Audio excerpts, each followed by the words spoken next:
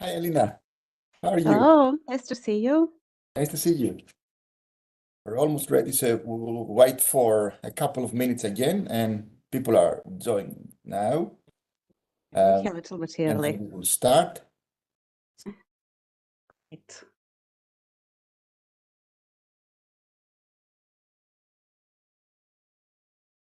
Let me see. You are also presenter, so then you are going to be able to share your screen and everything.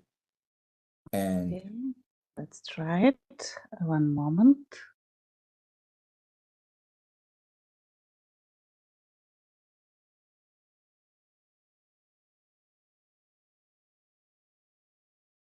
Mhm.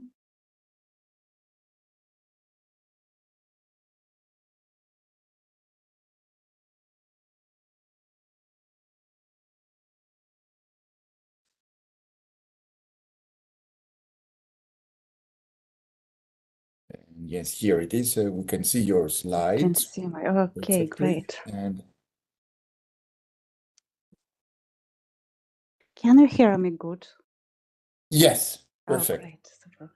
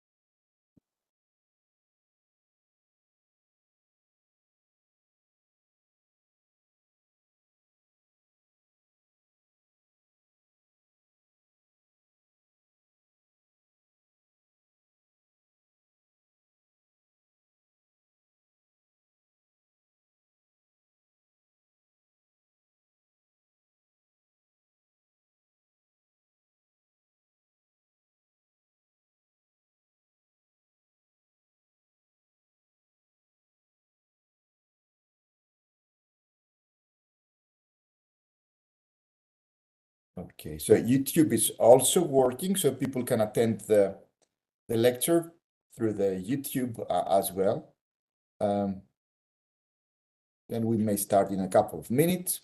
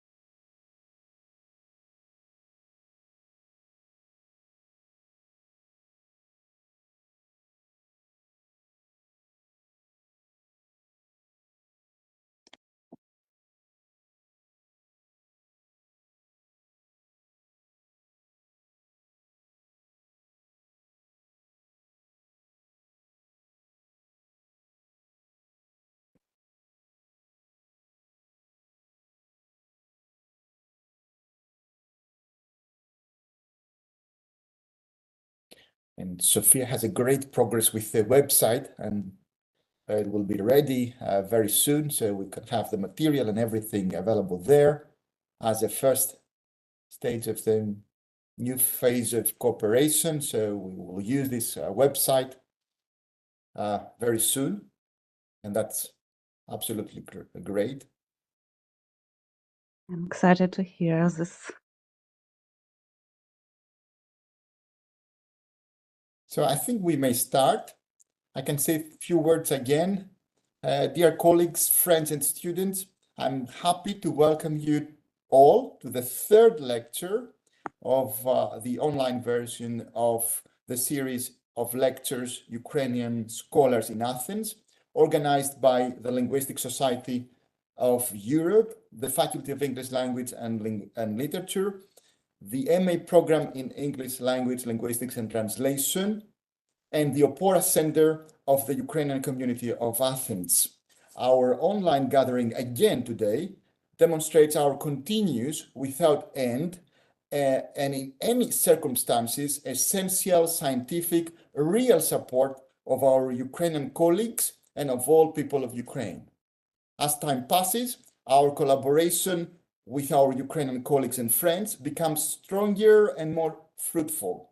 We are happy, we're ready to establish a new platform, a new center, and a new project based on our strong collaboration.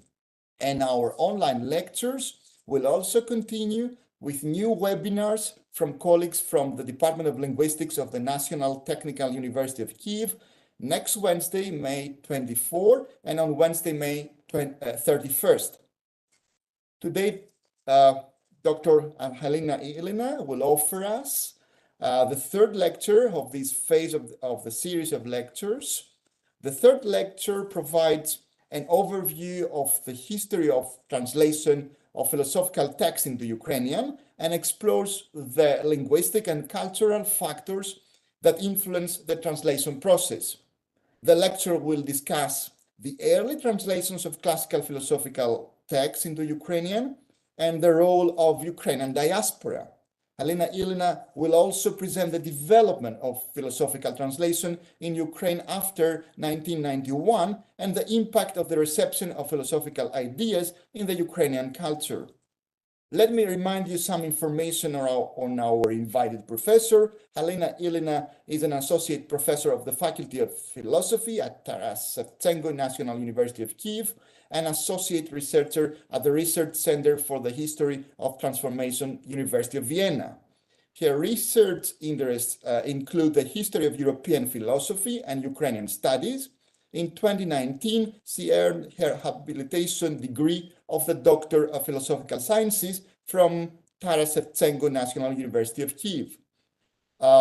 Previously, she worked as a senior research fellow at the National Institute of Ukrainian Studies and World History of the Ministry of Education and Science of Ukraine.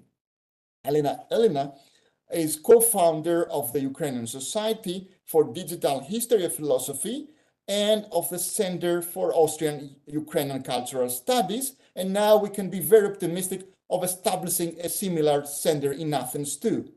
At Taras Shevchenko National University of Kyiv, she participates in Ukrainian translation of classical philosophical texts and teaches courses on Ukrainian studies, among others. The lecture will be of around 1 hour because we would like to promote a discussion between us and a lively webinar. So Alina, we are delighted to be here with you again for the third lecture, and we thank you very much for offering us all these series of lectures and for allowing us to participate and attend your lectures. And the floor is yours. Thank you very much. I'm excited to be here, and I would like to express my gratitude to Professor Lavidis, who has organized such wonderful online event with many interesting lectures that will go out today. And I'm very happy to be here. Today we will talk about the evolution of Ukrainian philosophical translation. So our journey today is a journey to Ukrainian philosophy, particularly to philosophy that is represented through translation. The specific on Ukrainian translation of philosophical text is that, in general, the very active translations of Ukrainian of philosophical text into Ukrainian has started after Ukraine gained its independence in 1991. Before this, most philosophical literature,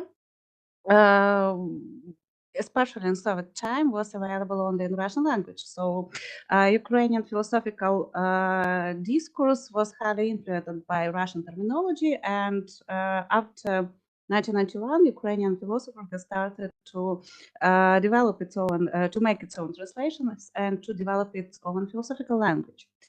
I would like to tell several words about why philosophical translation matters, why philosophical translation important for philosophers and for general public. First of all, I would like to tell that philosophers deal with such thing as a philosophical canon in their work, which is like a corpus of texts that are seen as the most important text for some specific culture.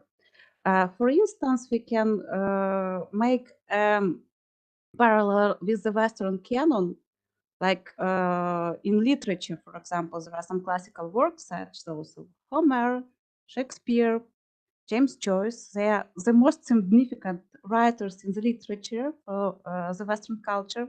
And the same we can tell about philosophical canon. In philosophy, there are some key figures like Plato, Descartes, Wittgenstein, and they are fundamental for the canon. So to belong to this philosophical tradition, you would want to learn, to read and learn the most essential texts. However, Plato wrote in ancient Greek, Descartes wrote his text in French and Latin languages, Wittgenstein wrote in German. So most likely you would want to read these works in your native language, and this is where the philosophical translation becomes crucial. So in general, philosophical translation helps to bridge the language gap and enable readers to access the text and ideas of the philosophical canon in their native languages. So in summary, philosophical translation matters because it enables us to read the most important works of some canon, and it actually allows us to better understand and appreciate the rich intellectual history of different cultures and societies. The question that we can pose after this: is the philosophical canon the same for all national cultures? Because there is like general philosophical canon, the canon, for example, the Western canon, the canon of European philosophy, and of course there are some national specific of the same canon. So we can tell that if you pose this question, is the philosophical canon is the same for all national cultures, the answer will be both yes and no, as it has some geographical and historical limitations. For instance, in his article, Seven Thinkers and How They Grew, American philosopher Bruce Kaklik explores the formation of the modern philosophy canon and reveals that it differs in, for example, Great Britain, France, and Germany. Some of the philosophers will be included in this canon and some will be excluded. So most important thing that we will tell about this matter is that the availability of some texts in translation can significantly influence the national perception of the canon. For example, a canonical figure of European philosophy like Hegel did not have enough representation in the United States of America in the beginning of 20th century because German culture was not popular around the time of the First World War, and of course it influenced to the fact that he was not translated, and that's why general development of philosophical thought and philosophical culture was different there. And the same we can tell about the canon, for example, in Soviet Union, where on the contrary, German tradition was very influenced. However, some of texts did not have any representation, as long as there was some ideological restrictions, and there are some ideological reasons why one particular text were translated and another were not translated. And of course, it had a very high impact on the culture. Another moment is that philosophical translation extend beyond the canon. Philosophy is concerned with how specific languages convey some particular ideas. When the same philosophical concept is expressed in different languages, it can carry different meanings. renowned French philosopher Barbara Cassin illustrated this idea with example of greetings in various languages. She tells that when we tell in French bonjour, literally we mean good day. But when we tell in Hebrew shalom, we mean peace be with you. Also, both greetings represent the same idea. It is a friendly greeting. The underlying concepts are different. So philosophical translation is necessary not only to access the philosophical canon, but also to ensure that we accurately translate some philosophical concepts and ideas across different languages and cultures. It is essential to understand that different philosophical traditions and perspectives that exist worldwide can have a very different representation in one specific language.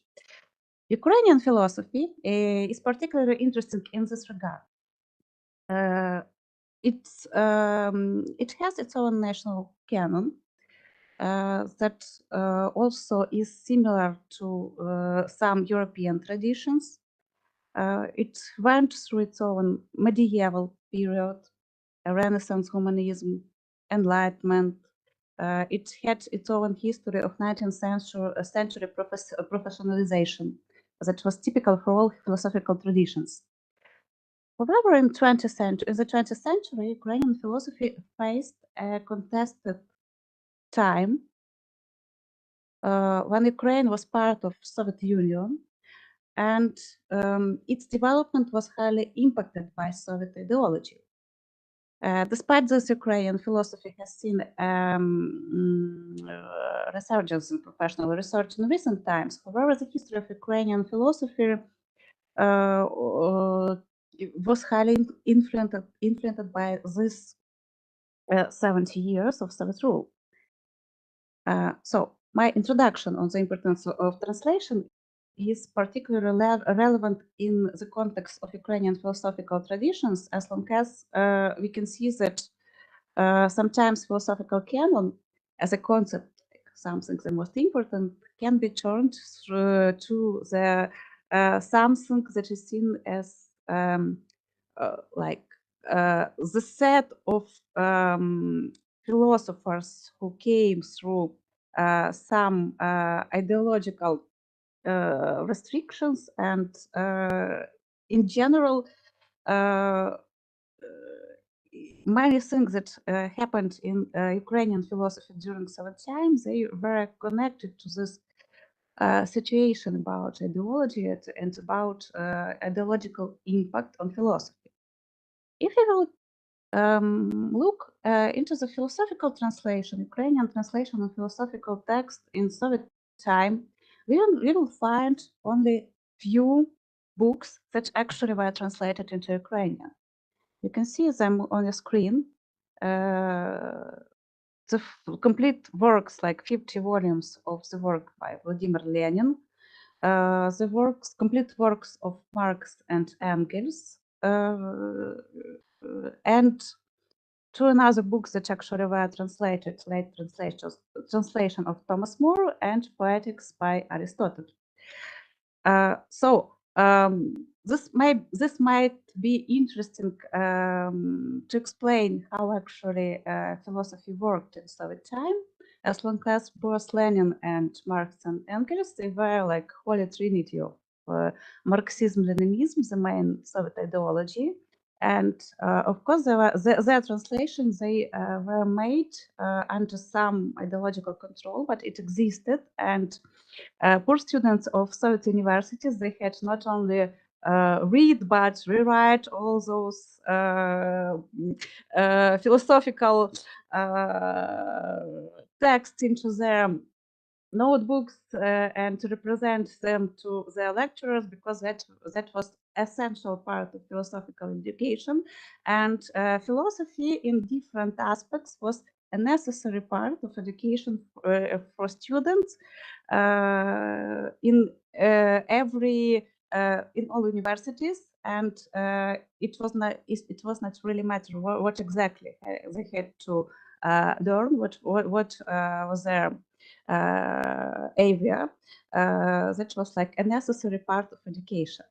If you will look into another books that were translated in Soviet time, Thomas More, Utopia, it is a book of Renaissance Renaissance humanism that was not really like strictly, it's not a philosophical treatise, it is more like dialogue. It was translated, but it also had a very ideological interpretation in Soviet time, because Thomas More was a philosopher and a political scientist who was sure that private property is source of all the evil in the society. And this idea was the idea of communism as a main ideology in Soviet Union. That is why his ideas, they consider it to be like some early concepts that were similar to the ideological concepts, because also private property was something that was a matter of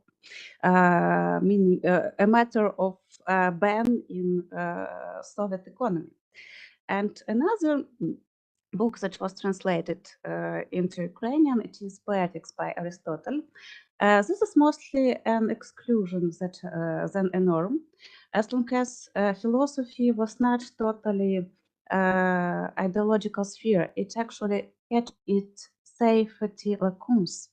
And in these lacunes, as such fields like aesthetic, culture, some fields of history or philosophy, they consider it to be like more safe place, or like a little bit more free from ideology. And of course, they had this like general, they had more freedom of thought, freedom of expression. Those fields, they considered to be less ideological field. The translation by Aristotle was made by a prominent Ukrainian translator, Boris Ten, who also translated a lot of Greek classical literary works. He was one of the cult figure in Ukrainian translation of that time. So it is interesting to note that while literary classics were translated into Ukrainian very well during Soviet era, philosophical works were not. If you will talk about literature, translation by such translators as Boris Ten, or he translated Homer, translation of Mykola Lukash, who was called Mozart of Ukrainian translation. Those translations, they became cult classics in the Ukrainian intellectual environment. People hunted for the books in their translations. The question is, why there are so few quality Ukrainian translations of philosophical texts in this time? The answer lies in the status of philosophy in the Soviet Union. The Soviet Union ideology aimed to create some sort of umbrella identity for all nationalities. All Soviet citizens were expected to be devoted to the supreme values of Soviet ideology. The politics of language involved Russification, which asserted the supremacy of the Russian language. As a result, Moscow institutions responsible for ideology and agitation, and they existed like separate institutions, they centralized control over ideological spheres. And philosophy was seen as a servant of ideology, with the history of philosophy viewed as the history of progress towards Marxist-Leninist ideas. The Soviet Union's ideology aimed to create this general idea that the development of world history of idea has a logical culmination in Marxist-Leninist ideology. And the specific situations that came to that became a rule in Soviet Union happened actually in 1940s. The situation known as Zhdanov doctrine. Andrei Zhdanov was second secretary of Soviet Union Communist Party, and he was a head of an office of agitation of Soviet Union. And in 1940s, he has started to promote the idea that became an official idea of cultural policy in Soviet Union, that the whole world is divided into two camps. One is imperial camps, and it represents the culture of United States, and another is so-called democratic states that's supposed to be represented by Soviet Union. And the interesting moment about this doctrine was that cultural policy, Soviet cultural policy, had to represent the ideas that are relevant to the ideas of Communist Party. So all Soviet writers, philosophers, artists, in general, they had to conform to party line in their creative works. And what is more important about our today's talk, philosophy was seen as a special field where ideological ideas are supposed to be promoted. So Zhdanov was the one who created the main all-Soviet journal on philosophy, that was called Questions of Philosophy, and it had like all Soviet meaning, and it was like a journal that represented ideological ideas. And it also created some idea. It was also interesting about this moment of history. It was, by the way, supported by Joseph Stalin, all those ideas. It's also one fact that the important about those history is that the general idea of representation of philosophy in South Republic was that it's supposed to be represented through some specific ideological view that's supposed to be aligned with the line of party. So in Soviet Union, we can tell that there were like several fields, several rooms for every type of culture.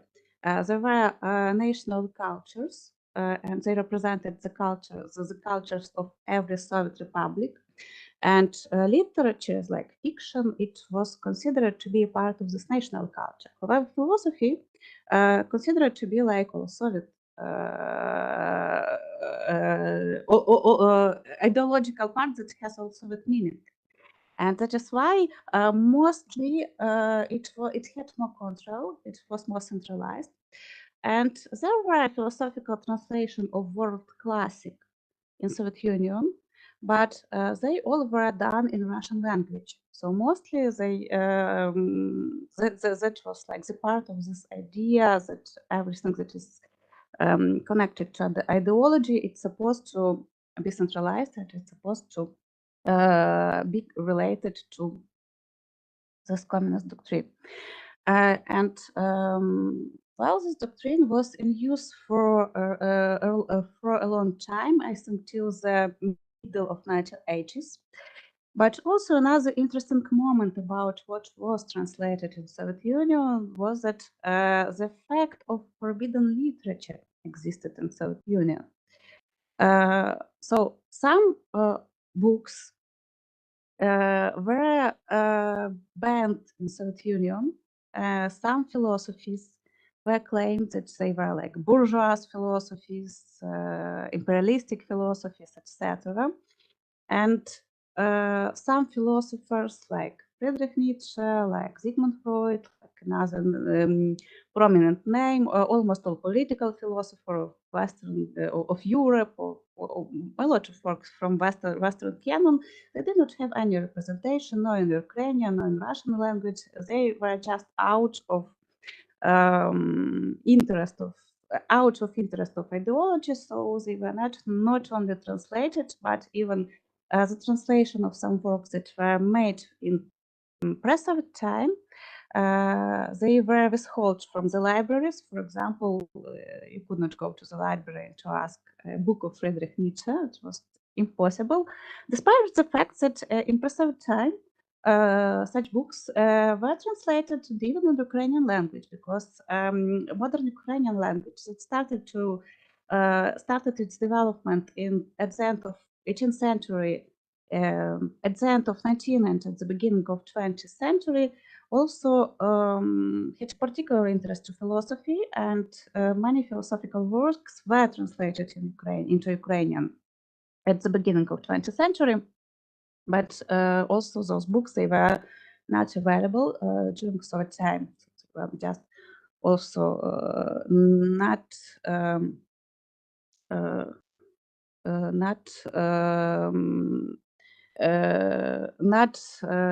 available. They were like also the books that ran out of they had a place out of ideology. That's why they were not popular at the time. And of course, after 99, actually, the first and the main interest of philosophers was to find those books, to translate the literature that was previously forbidden, especially some many books that were translated into Ukrainian in the 1990s. They were actually the books that were not available, so that was a very high interest to those things that were just out of availability in Soviet time. However, Russian translations were available, and the existence of philosophical translation in the Russian language could be seen as a potential solution for a country where all citizens were required to learn Russian at school, including Ukrainian intellectuals and philosophers. However, these translations were subject to censorship, resulting in specific changes or omissions in text. For example, there was a series of books called Philosophical Heritage. It included translations of important philosophical works, and some of them had a very interesting gaps in translation. For example, I owe a book of Scottish philosopher David Hume, and in one of his essays there are brackets and explanation of a translator that he has decided not to translate a part of David Hume's essay because it was just too long. So it was like academic edition. It was not very very this is not a very usual behavior of a translator when he works with academic editions of books. However, in this particular situation, the translator had made this decision not to translate some part, and he writes that the argument is that in order to make an essay a little bit shorter. So of course it also might have different explanations beyond this particular direct explanation. So that was also another moment and another reason why philosophical translation after 99 became of such a great interest of Ukrainian philosophers, because of course it was also interesting what was cut, what was the real text behind this brackets that supposed to hide some part of texts for different reasons. And so here we come actually to contemporary Ukrainian philosophical translation, its tasks and challenges, because after 1990s, a philosopher has understood that they would like to revisit the philosophical canon and to bring something to Ukrainian intellectual landscape that was not translated before and that was not known on the territory of Soviet Union. But also they understood that they have to develop their own philosophical vocabulary because it is a very specific situation for the language. when, for example, philosophy existed in Ukrainian language, there were Ukrainian journals of philosophy, and there were philosophers spoke Ukrainian, they wrote into Ukrainian, but they had to learn most of world classic in Russian language. So, of course, the question was how it will work in Ukrainian language. And of course, also, this is some of new experience that had philosophers, because they almost did not have this experience of Ukrainian translation of philosophical text. And if you talk about contemporary Ukrainian philosophy, it's actually maybe one of the main jobs, and maybe one of the most popular things to do in Ukrainian philosophy, to translate to translate philosophy into Ukrainian. So what about the main problem with the situation when we have text in one language and we have to work with philosophy in another language? Of course, the most problem is loan language, and in Ukrainian language there is a special term for some words that the result of this translation, radionism, in English that means Sovietism, that we can compare this to a word Anglicism. Anglicism, you know, like when we, for example, it's very common today. A lot of, so in every language, as people use some words, mostly from English, from Global, they just take these words and turn it into some national specific way. So it's like mainly the same situation is in Ukrainian language. A lot of words they came from this past, but also a lot of words that came I like the calc from Russian language. So back in 1990s, early Ukrainian translation, they actually mostly use like this idea. They take some words that were commonly used in Soviet philosophy, and they turned those words into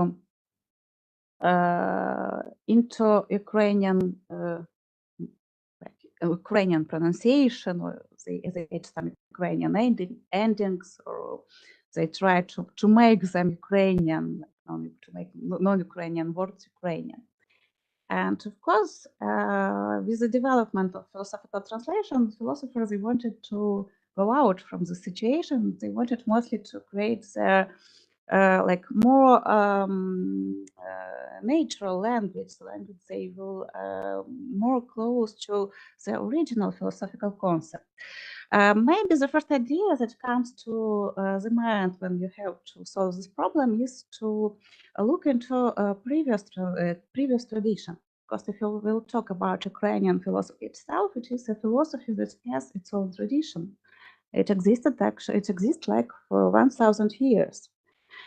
And all those 1,000 years, translation were the part of this tradition, of course. Translation of philosophical texts is almost always a very something that stands near the beginnings of some traditions. It's a very common thing. So if you will talk about early philosophy in Ukraine, it belongs to medieval time.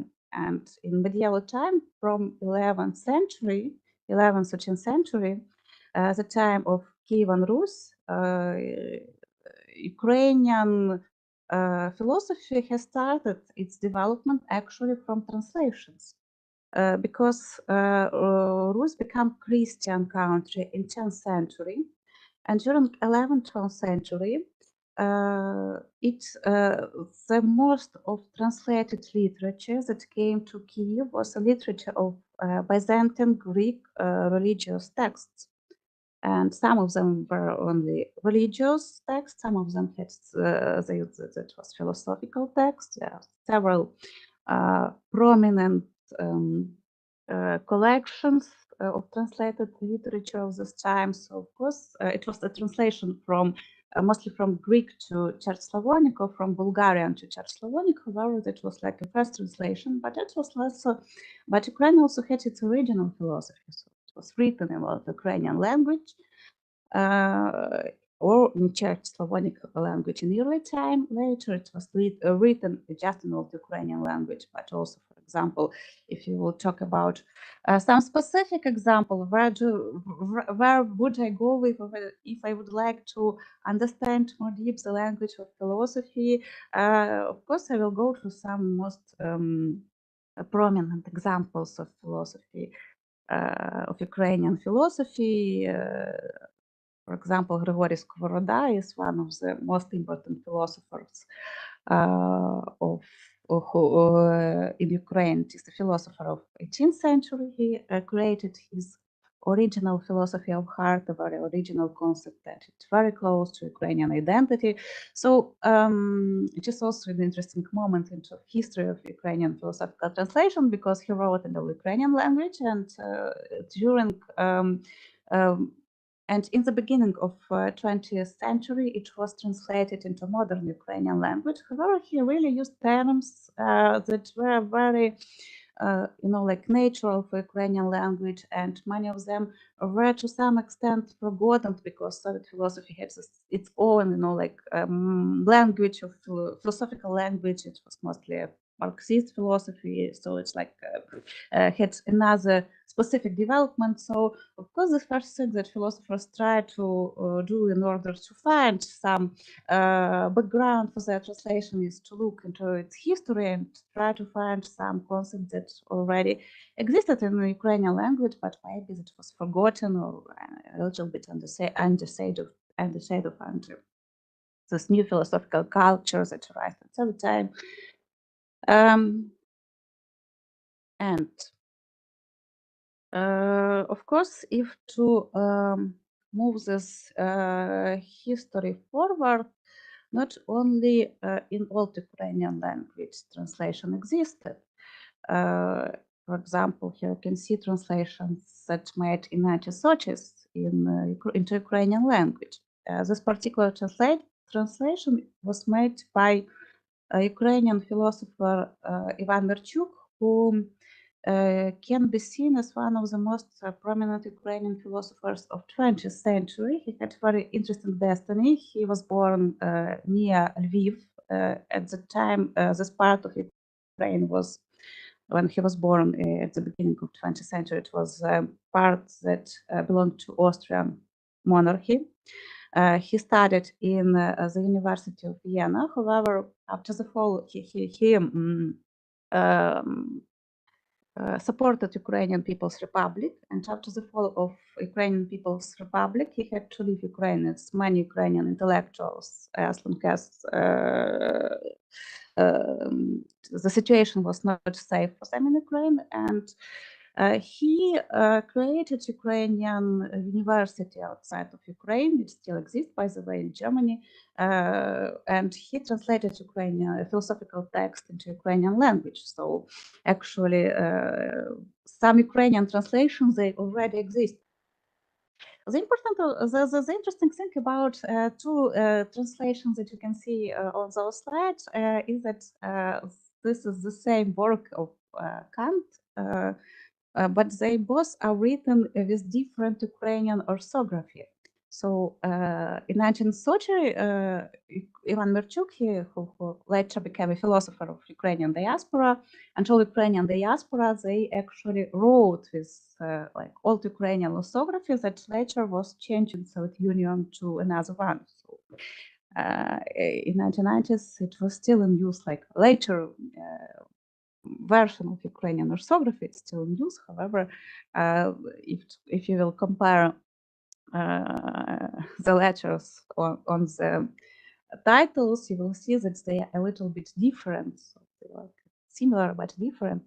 Some, for example, something changes through this 100 years. However, yes, there are translations, and of course, they also inspired philosophers, and they also were in use in order to find the road for Ukrainian language, to find the way we are speaking, we expressing our philosophical ideas.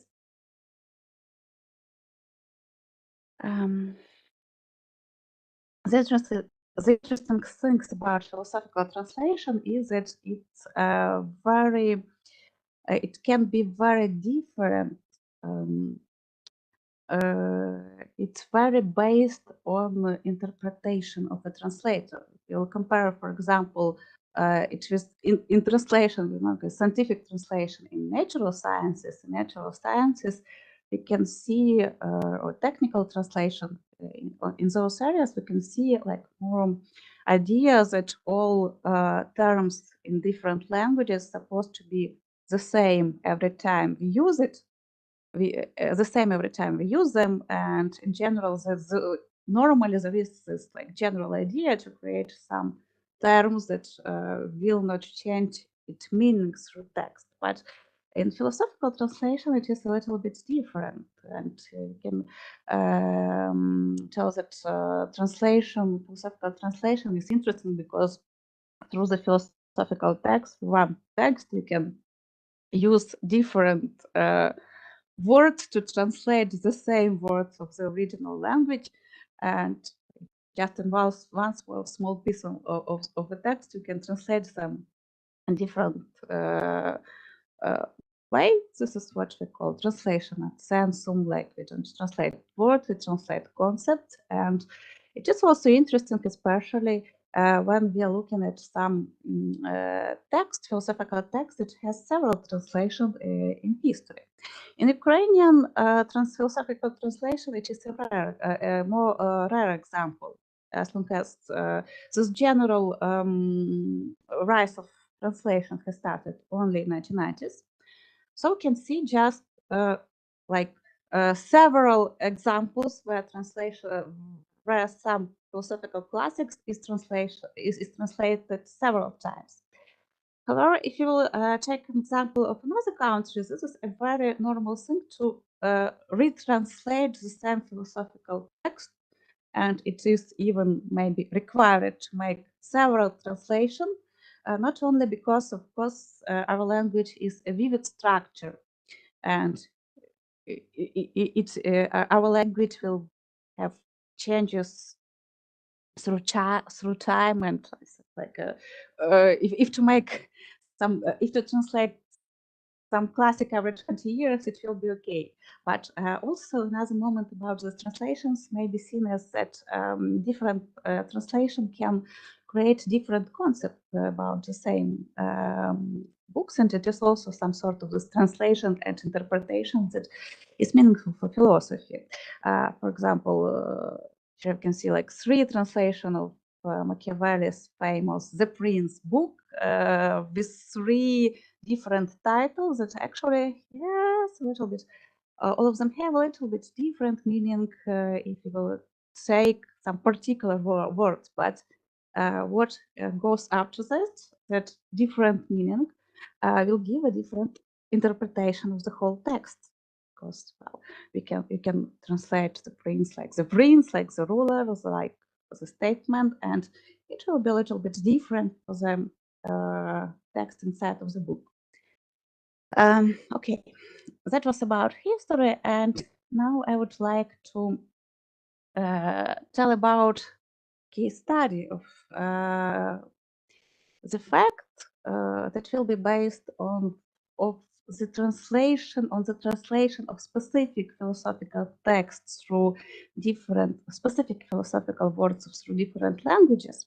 That is also another moment about philosophical translation that is interesting, because normally, I think not only in the philosophy, in general, in translation, how to make a philosophical translation. First of all, you're doing research of primary text of the origin text, and when we're talking about philosophy, especially the history of philosophy, it is very important to understand some specific cultural concept that stands behind the word, some specific concept of the idea that lies under this concept, under this word. And another moment that is important, it is also to understand the same about your target language, your native language, because actually this example when you can make different translations of same words, and those translation it also maybe can be very can have very interesting meaning about what feeling do we have when we use some specific words or concept in language. And that's what I would like to illustrate by one article that was written by Ukrainian philosopher Sergei Osipenko. Back in 2010s, Ukrainian publishing house Duh Illitera has translated one interesting philosophical project that primary was published in French.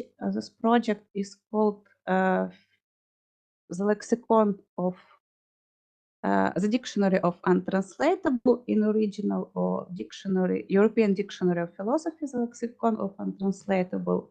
And just quite an interesting philosophical project. It was created by French philosopher Barbara Cassin, who actually promotes the idea that in every language we have some specific philosophical concept that will lose their meaning when they will go to another language, and their specific original meaning in some language is very crucial. The history, the cultural background and the history of this word is of very high importance about importance for understanding of those concepts. And well, for example, we can take a word philosophy, which is actually a word of Greek origin, and it is similar in most languages where it is in use. For example, philosophy in French, philosophie, in Ukrainian, philosophia. So it's always a similar word, and it refers to its first Greek meaning. However, it's usually not translated because the essence, the trial to translate it can be made in Ukraine. For example, in medieval Ukraine philosophy, the word philosophy was translated as любомудрие. So it's like the love to wisdom. This is something that philosophers try to do, but in anyway, it was still more common for the language to use this word. So let's look into the case, into the history of Ukrainian word as an example of this untranslatable word, and as an example of the fact why the history of words is important. Let's study Ukrainian word громадянин, that means citizen. This word is specific for Ukrainian language. If you will think about, if you reflect on the word citizen, you can hear in English language it to some extent refer to the concept of the city. It had more ancient Latin origin that refers to the word community, and in different languages this idea will have different meaning. Like it in many languages, in many European languages, this concept actually is connected to somebody who lives in the city. However, in Ukrainian language, it has a little bit different origin, because when we talk about in Ukraine about the citizen громадянин, we are talking about somebody who belongs to громада, that means community. So we feel this meaning when we talk about some sort of political concepts that are related to civic society, also громадянське суспільство, or the concept of belonging to some community, to some public places. We will talk about all those places like about community. And this concept was started to grow up in Ukraine it became popular in the middle of 19th century when this word громада was used for people who organized community, mostly of intellectuals or intelligentsia, people who organize some communities in order to promote, to learn and to promote Ukrainian culture. At that particular time, it was on the territory of Ukraine that was a part of Russian Empire in the 19th century. Those communities, they were like some groups of people who tried to explain the idea of the difference of Ukrainian culture, and that tried to give an opportunity to Ukrainians that were the minority in the Russian Empire to learn Ukrainian language, and they wrote books in Ukrainian, they studied Ukrainian, they did a research job on Ukrainian culture. And the very important idea of this community was the idea actually of freedom, because everyone was free to come to this community, and everyone was free to leave this community. So it did not have any specific, it did not give any specific obligation. So I would like to quote this to cite this part, the belief of Ramada members in the evolution of humanity, which leads imperceptibly and objectively to the realization of human freedom, is combined with the conviction that the communal form of life has existed since ancient times, and that this form is customary for Ukrainians. Therefore, they saw the future of Ukraine in returning to the communal principles of the past. So, in general, if you will dive into the history of the word, we can see that in our language, if you will look for its for every specific word and concept, we can build around some specific word a lot of meanings, and it's very important in philosophical translation to find the exact the exact concept that will represent some particular concept in another meaning. And that's what I want, the idea that I want to explain here, that like this some sort of development of philosophical lexicon, that some sort of, maybe it's better to say, some sort of efforts in order to develop Ukrainian philosophical dictionary, it was made just because some of the concepts like this, like concept of громадянин, they have a very specific meaning only in Ukrainian language. So some sort of this untranslatable concept, it gives an opportunity to understand the philosophical language as it is, based on the idea that it promotes. And if to talk about contemporary development, yes, I'm going to, I will come closer to the end. In contemporary Ukraine, we can find a lot of philosophical translations. Not only the task of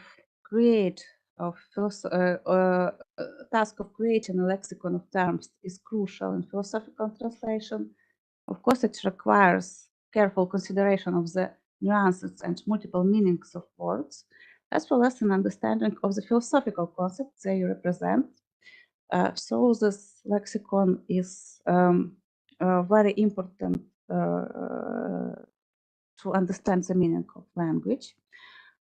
And another moment about contemporary philosophy is that this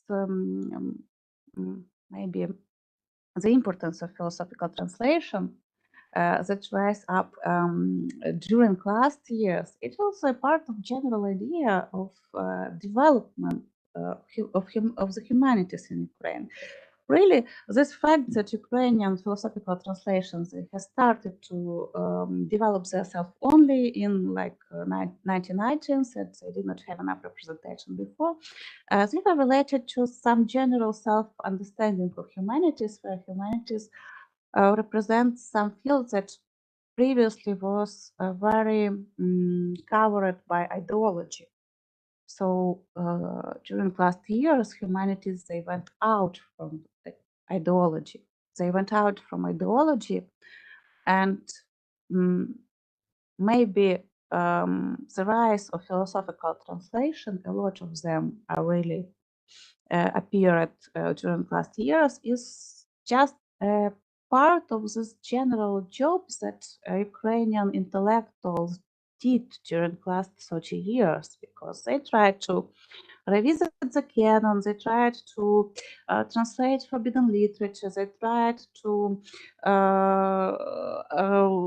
understand their place in general cultural landscapes, they tried to promote new ideas, they tried to understand some values that were not on the public discussion before. They tried to revisit their own past, so that is very important, to revisit past that was also not very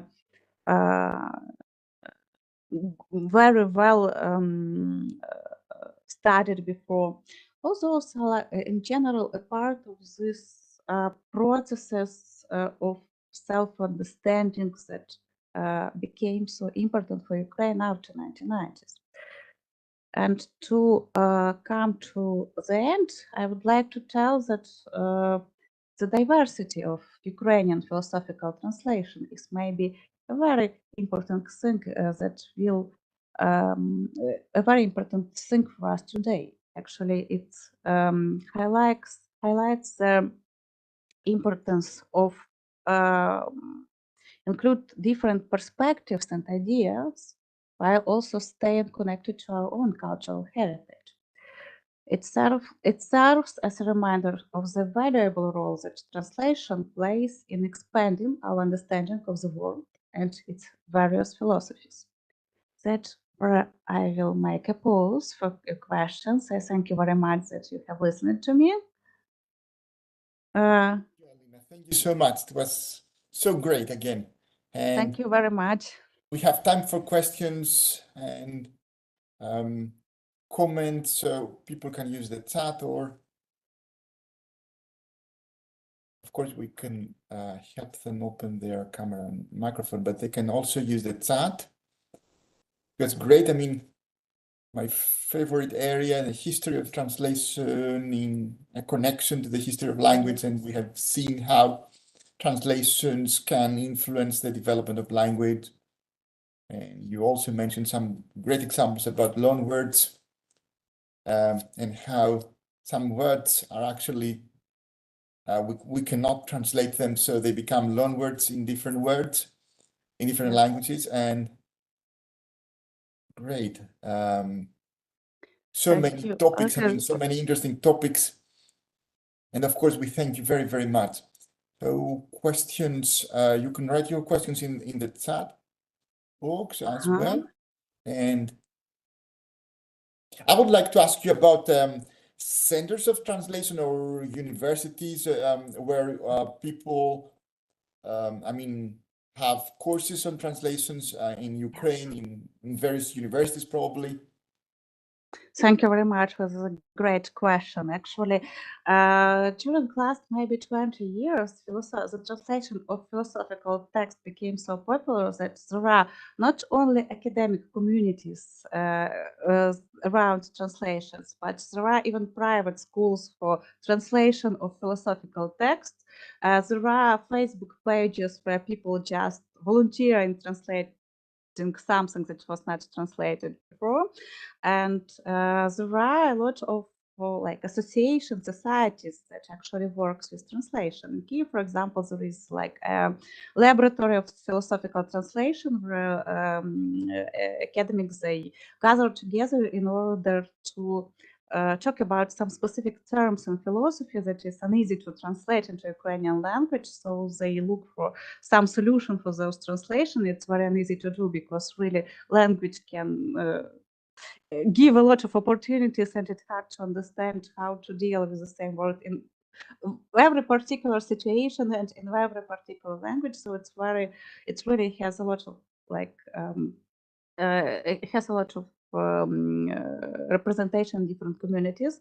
Maybe the biggest center for translation are Kyiv, Kharkiv, and Lviv, and there are several big big publishing houses that actually translate specifically philosophical text. And what is also important that there is like a philosophical foundation that actually promotes its idea about what should be translated, because of course this is like became to see as like some task, like some works are already translated and others are not yet translated, so they have to be translated. So this is like a very big movement for philosophers. As I told you, almost everybody is engaged in this or that way. Okay. And you mentioned something about translation in war. That's a very important issue. What is happening, I mean, after 2014 and until now, and how, what kind of role translation has. You mentioned that it plays a role in preserving culture somehow. I don't know, of course, the discussion is open to everybody. So I don't know if Olya would like to say something about these kind of issues, or anybody else. And I see that some questions are also coming. So what about the role of translation nowadays? So, and of course, an important question is whether people continue, and I see that they continue preparing translations even today, and there is production and probably publication of more translations. So if you like to say something about the role of translation in the current situation. Yes, I think last week I've seen there was like presentation of translated philosophical books. So translation is taken to play even now, and of course there was like, due to the invasion, maybe there was like some projects were paused for some time, but mostly projects that were started before, they continue to be published, maybe not with the same intensity that it was before, because in Ukraine, it's like for technical reasons, yes, so like some reasons can be unexpectedly banal. I mean, one of my friends told that he could not publish a book because he did not have papers that did not come from into Ukraine. Like, that's what happened in the country when there is a war. There are a lot of like this specific technical issues, specific problems. However, philosophers, they work and they continue to do their jobs, and of course I hope maybe all the projects to be finished that were started before.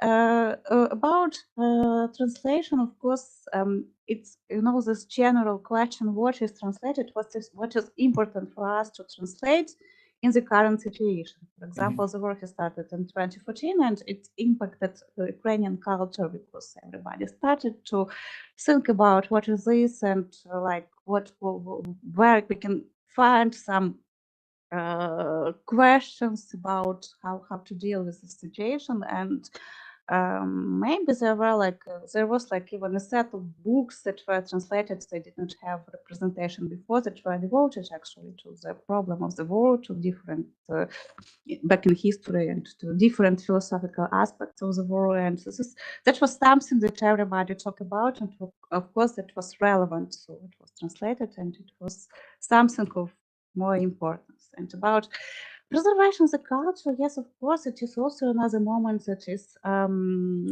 very crucial, because how to preserve academic culture in the current moment, it is a very open question.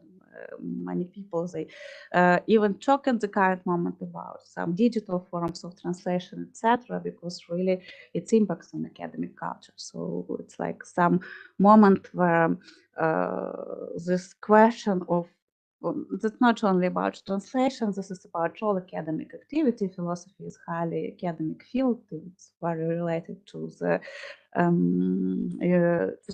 very aligned with universities. Yes, it exists in the universities mostly. So of course it is the question about how in general this academic culture will be preserved. It's very crucial at the current moment. Thank you. And I see Marina, very much. And Danil has a question here about, and I see Olya raised her hand. So yes, Olya. Hello, thank you for the lecture, Helena. And I also would like to say that, to be honest, from the perspective, like from the point of view of the consumer, the state between, when you said about 2014, the state, the government didn't pay attention so much to the translation or to the importance of translation of works, both philosophical and any other non-fiction works, especially into Ukrainian language. They didn't support publishing houses in Ukraine and like publishing books in Ukrainian language so much. But after 2014, they made some changes in their policy toward publishing and translating, and there were a lot of also interest in having Ukrainian books, having non-fiction books translated into Ukrainian and not buying them from Russia.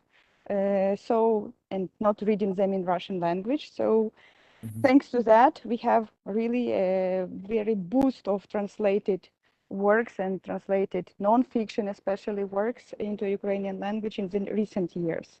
And I think now maybe the biggest also task for Ukrainian translators is to translate Ukrainian literature and some books into other languages. It's because Ukraine was not very well known, and there is a big demand in other countries for something connected with Ukraine, on the history, on the literature of Ukraine, and that's why I think translators are very, very busy now as well. Well, I totally agree. Thank you very much, Olga. Actually, really, it's hard for me to make, like, for example, a good reference list of something that you can read about Ukraine in English. When you're doing this, you understand that a lot of books that are very essential for Ukrainians, that are very influential in Ukraine, they are just not translated in other languages. So yes, I really hope that it will also have its place, including philosophy books that almost don't have its good representation in English, and this is a job for translators that they have to do. I see that we have a question in the chat. May I also got text translated in a language understandable for the common people, or were they studied mainly by scholars and very educated people, both in the ancient times and well, thank you very much. This is a very great question. Really, philosophy is a field that that might require some specific training in order to write text. So about ancient times, not ancient, about medieval times in Ukraine, there were several books that were translated. Well, books were not very, not about medieval times, and books was something that everybody had at home, but people were very literal in Kievan Rus. They were well educated, and there were popular several collections like aphorism of some fairy tales, of some stories, and they included also some part of philosophical ideas of ancient philosophers, of some moral or religious ideas. So they were created like for normal reading, like without any specific preparation without any specific training. However, there was also some books that were designed for quite specific use, namely the translation of philosophical works of church fathers, philosophical religious work from Greek to Church Slavonic. They were mostly made in the monasteries and churches of Kiev, and mostly they were used by used for theological purposes. So they were used for religion, and of course it was mostly for read by people who devoted their lives to the special they have a religious life. They were monks, they were religious people, yes. So that was theological books, and that was around this. So both normal reading and reading for specific purposes had its representation in medieval time.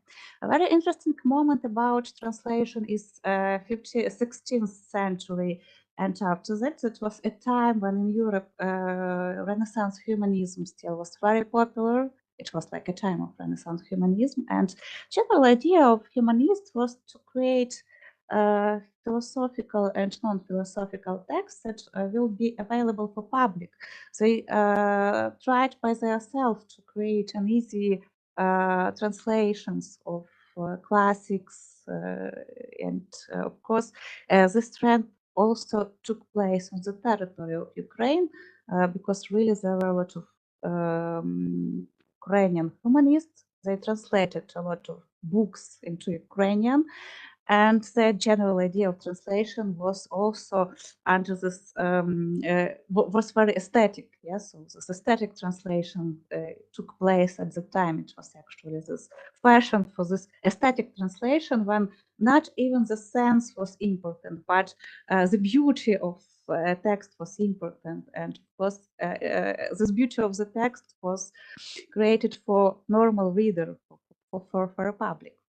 And if to talk about recent contemporary developments, so like translations in 19th century, not so many philosophical translations, but in general literature was translated in 19th and beginning of the 20th century.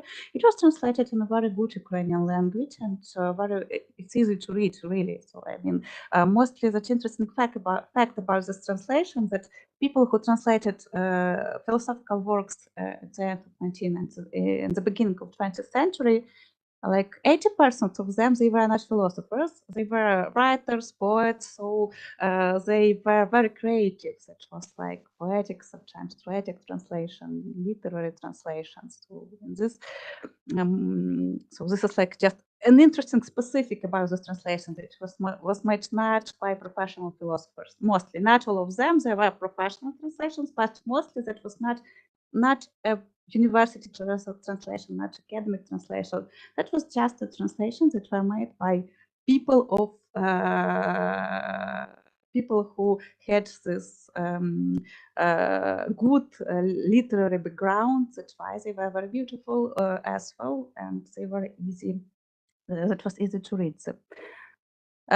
Soviet translation is a very specific thing. If you have ever read Lenin, which I don't recommend you to do, he is actually write quite in quite specific language. I mean, it's like I don't know. It's like maybe not hard to read him, but it's not a great pleasure, to be honest. So the style is quite specific. So if to talk about the translation, not so many of them were available. Just a few books, and well, 50 volumes of Lenin, 50 volumes of Marx and Engels. This is just a specific of this literature. Not, I can tell a lot about the readability of those texts, but they're quite specific. But everybody's supposed to read them, and say all people who studied in the university, they had special courses.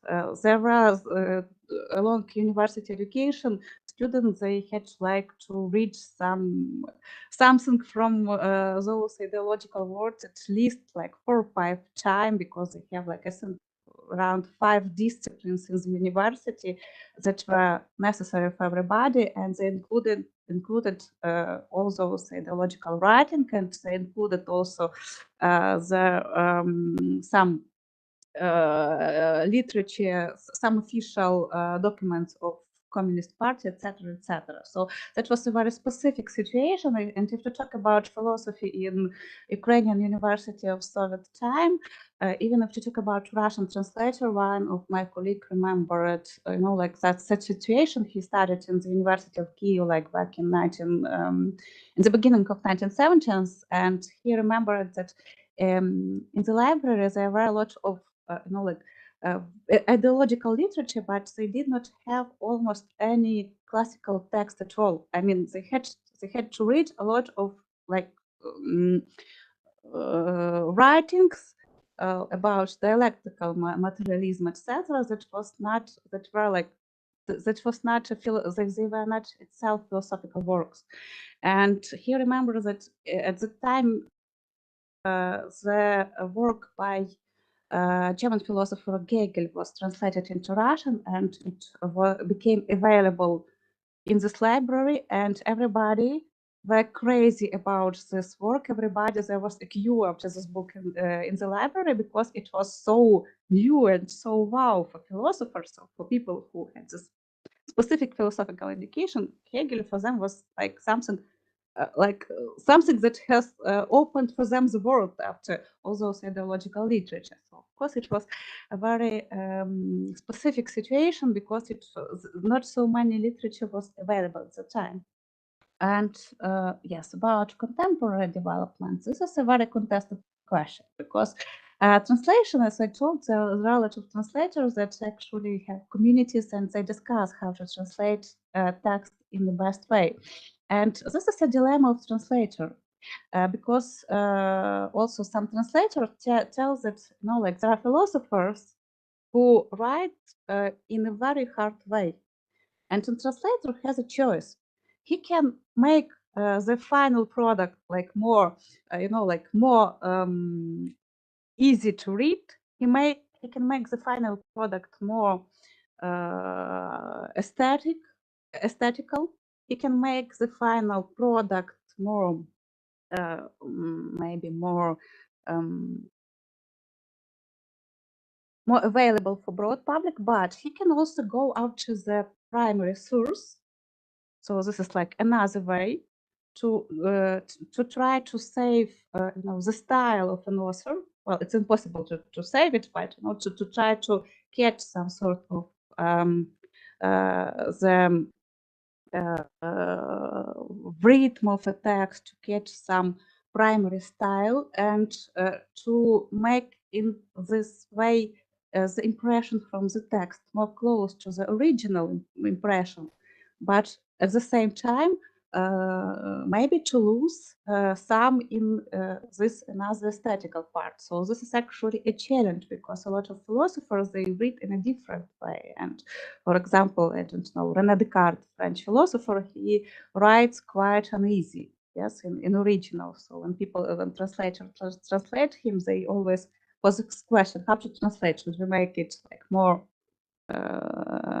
simple, or should we leave this original style? Should we work closer to this original style? So this is always a dilemma, and there are a lot of discussion about this, how to deal with this sort of situation, how to deal if the original text is not just complicated, but maybe too complicated, yes, maybe too uneasy, even in original language. That happens with especially with classical text, when you work with medieval and with modern text, they sometimes uneasy by themselves. So that what can be a problem for translator. This is a choice of a translator, and translators, well, they make both choices. So you can find both examples, easy translations and hard translations. And also about another moment that can be an answer to a question. A very different literature is represented through translation. We are talking about philosophical literature in Ukrainian, there is a relative popular philosophy that is translated. The primary task of philosophers is, of course, to translate classics, philosophical canon, as long as it does not have enough representation yet, despite of the fact that a lot of books are already translated. This is like a task. Everything important should be translated because it's just like something that philosophers have to do. This is So probably until 2014, we could say that universities were using Russian translations of Greek, and this changed in 2014 or something like that. Or what about translations of classics, Ukrainian translations? They were used in universities from when?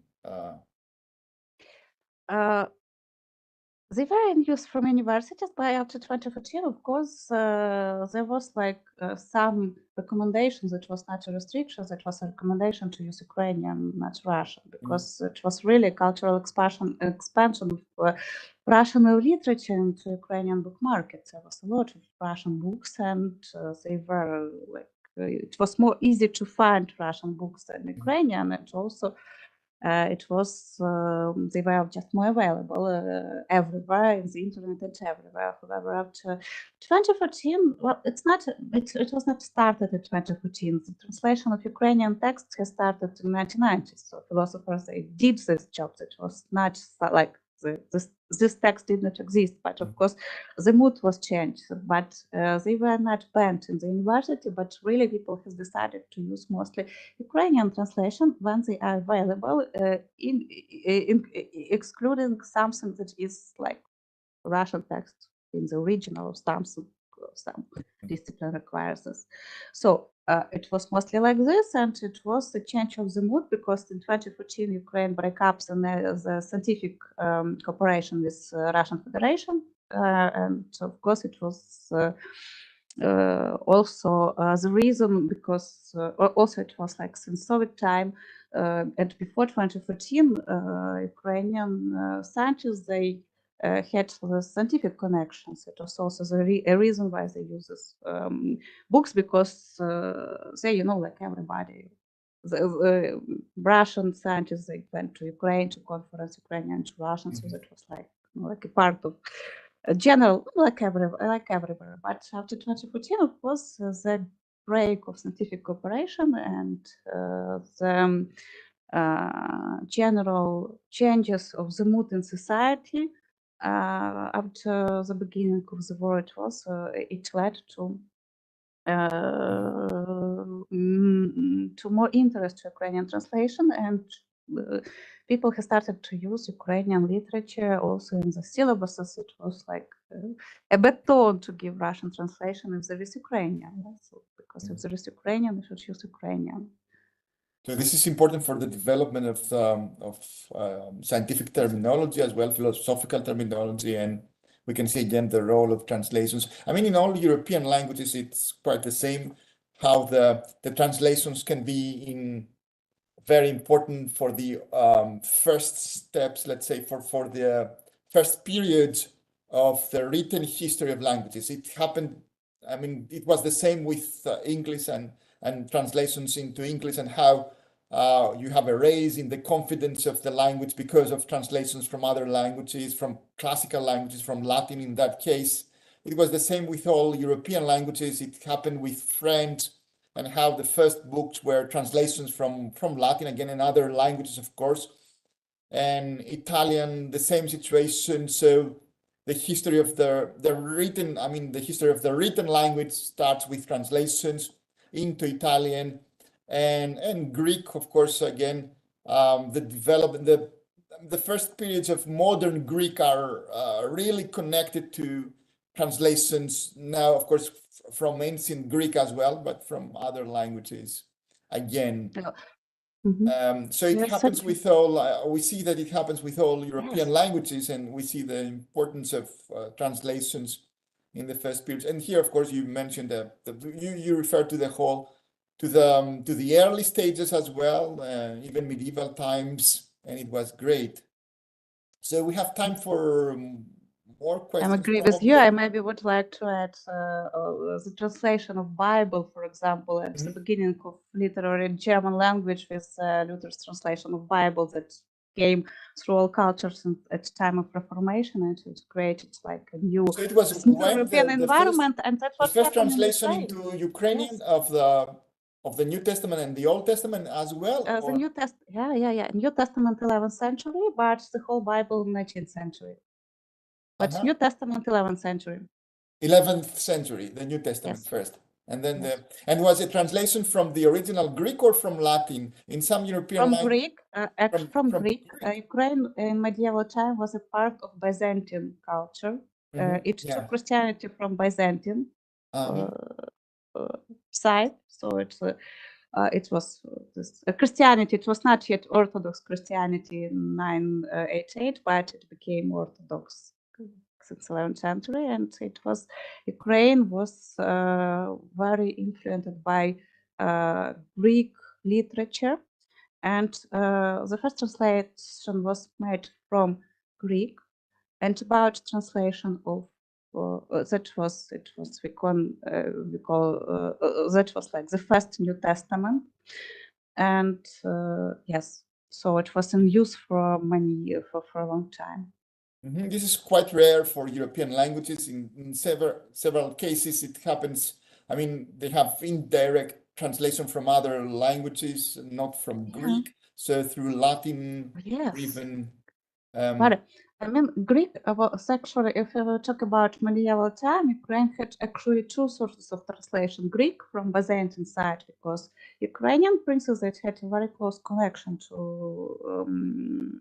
the rulers of Byzantium from Eastern Empire, so that was a very this culture was very highly impacted by Byzantine culture, and a lot of Greek literature came into the Ukrainian territory. And there was Ukrainian prince, his name was Yaroslav the Wise. He has opened a school of Greek translation in the St. Sophia Cathedral in Kiev in 11th century. So he organized a school where translators supposed to learn how to translate literature from Greek to Church Slavonic. At the time, that was mostly Church Slavonic translation, but all Ukrainian translation of New Testament also happened at the time. That's a very early translation. And another source was actually Bulgarian. It was an interesting moment because it was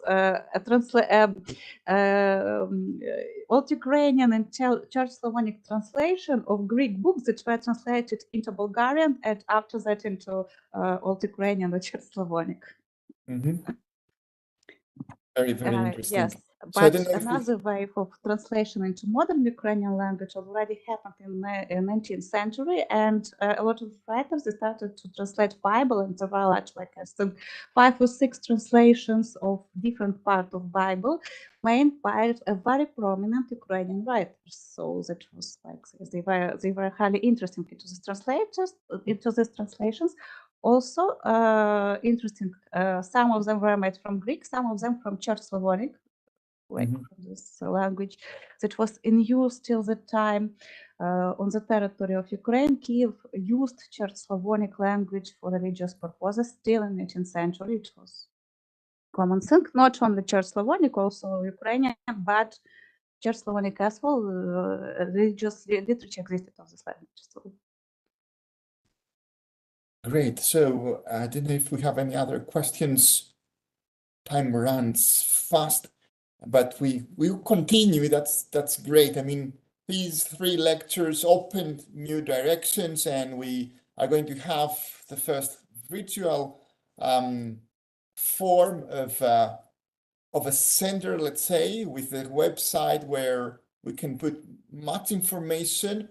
And then we are starting a project, so we are going to have more chances for collaboration. So we have several ideas of cooperation.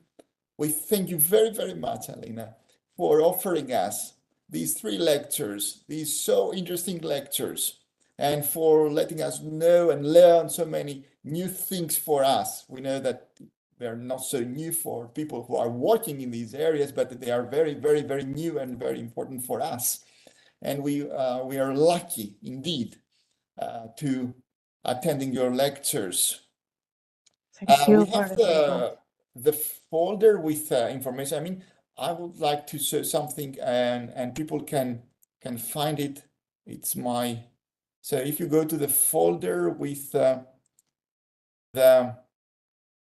links and everything, of course we're not going to listen to the song now, but it's a great song from my favorite band. So, and these people could tell, I mean, in few lines and in one video only, what we feel about the situation and about Ukraine, and they can express what we would like to express as well.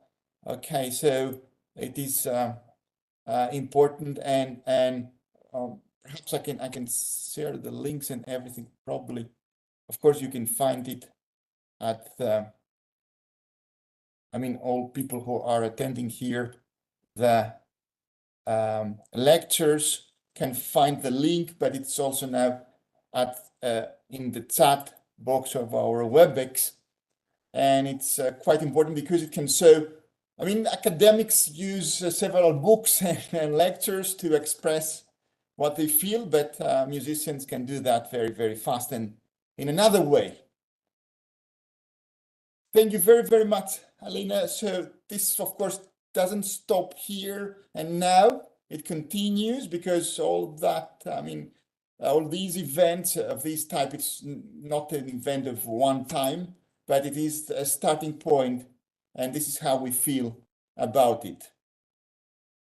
Thank you very, very much for this wonderful advice. Thank you very, very much for this general idea, and I wish you very good luck with your another great idea with the center we are going to organize. And thank you very much for the opportunity to talk with this great audience. Thank you, everybody, that you're here. I'm very, very happy to be here. And we will see you and all people again next Wednesday, because Wednesdays we will continue our regular meetings here. So Wednesday 24, Wednesday 31st, and then we will announce the website and everything as we continue. And you know that our courses are open to the Ukrainian community and Ukrainian academics.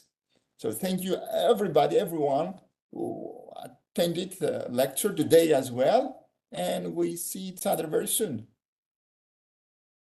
Goodbye. Thank you.